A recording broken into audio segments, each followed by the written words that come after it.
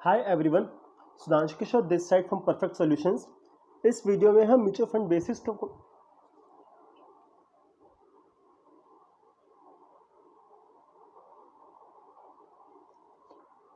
Hi everyone, Sudhanshu Kishore this side from perfect solutions.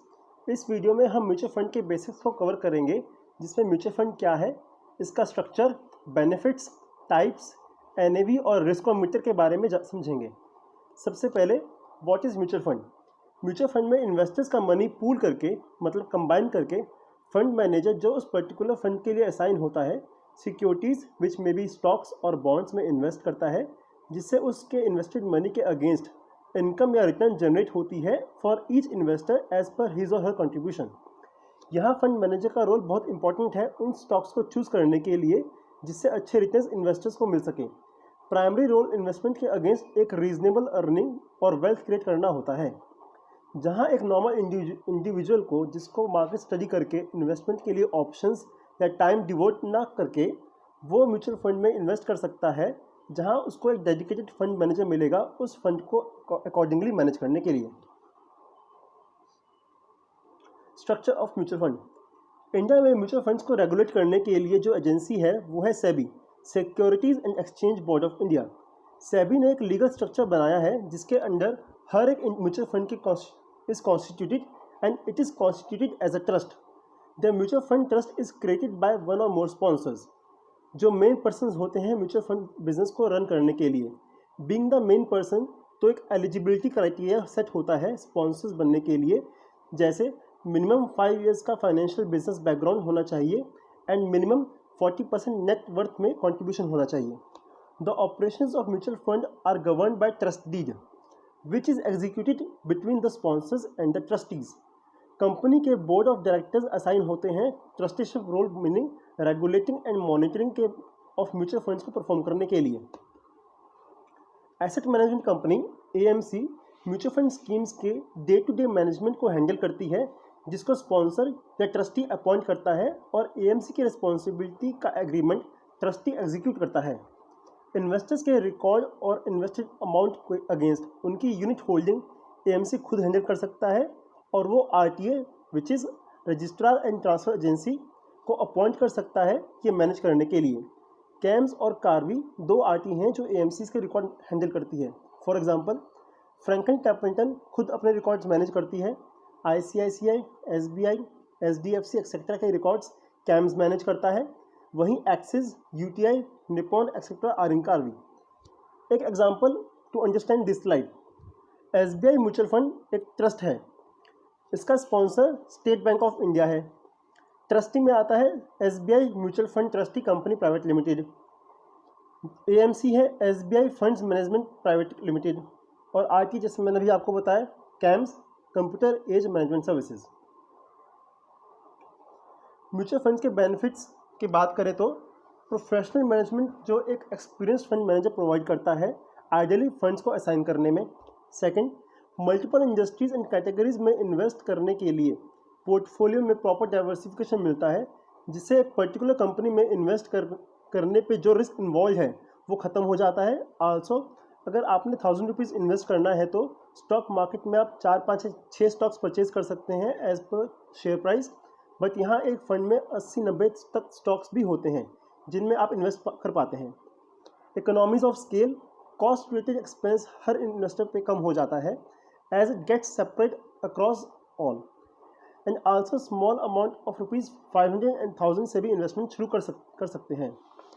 Investor किसी भी दिन अपनी इन्वेस्टमेंट के अगेंस्ट मार्केट वैल्यू पे फंड्स विड्रॉ कर सकते हैं, आइदर ऑल और part of it as per their requirement in line with the mutual fund portfolio. Tax saving जो ईएलएसएस फंड्स में आता है is a mutual fund scheme जिसके अंडर आप 1.5 लाख तक टैक्स बेनिफिट अवेल कर सकते हैं under section 80C। Transparency, investor किसी भी मोमेंट पे अपने फंड्स की असाइनमेंट किस स्टॉक्स में या सिक्योरिटीज़ में हुई है देख सकता है, कितना अमाउंट इन्वेस्टेड है, करंट मार्केट रेट क्या है, everything is clear and transparent. Finally and most important of all, return over investment. Over the years, we have seen good amount of returns in mutual fund investment, जो किसी और investment option में दिखने को नहीं मिली। Types of mutual funds, में 3 categories में हम ब्रेक कर सकते हैं। First, asset class. Equity funds वो होते हैं जो शेयर मार्केट, बीएसई या एनएसई में जो स्टॉक्स रजिस्टर हैं उनमें इन्वेस्ट करते हैं। इनमें further large cap, multi cap, mid cap and small cap में कैटेगराइजेशन होती है। Debt funds government bonds and securities में इन्वेस्ट करते हैं और इक्विटी फंड्स के कंपैरिजन में सेफ होते हैं। Hybrid funds are the combination of equity and debt funds. Second structure, open ended funds में इन्वेस्टर कभी भी एंटर या एग्जिट कर सकता है। Close ended funds have a fixed maturity. Objective, growth funds portfolio में वो कंपनीज आती हैं जिनकी अर्निंग्स एवरेज रेट से हाई एक्सपेक्टेड होती है। Income from funds government securities and non government securities के मिक्स में इन्वेस्ट करती है। Liquid funds invest only in short term debt securities with the maturity of up to 91 days. Tax saving funds are ELSS funds, जैसे मैंने आपको पहले बताया था, जिसमें 1.5 लाख तक टैक्स बेनिफिट हम अवेल कर सकते हैं।